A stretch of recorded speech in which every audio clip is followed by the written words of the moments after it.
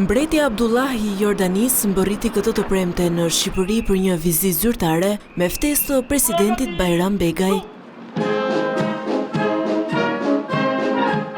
Ai u prit me një ceremoni solemne në presidencë nga Begaj. Pas ceremonisë, dy liderët zhvilluan një takim me dyer të mbyllura, të shoqëruar edhe nga delegacionet përkatëse. Gjatë takimit, Begaj dhe mbreti jordanez diskutuan për rritjen e dialogut politik dhe bashkëpunimin ekonomik e tregtar.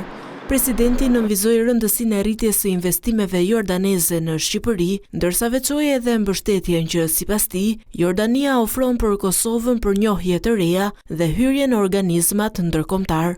Presidenti Bajram Begaj vlerësoi edhe rolin kyç të Jordanisë për paqen dhe stabilitetin në lindjen e mesme. Sipas mbretit jordanez, zgjidhja me dy shtete është e vetmja rrugë e drejtë.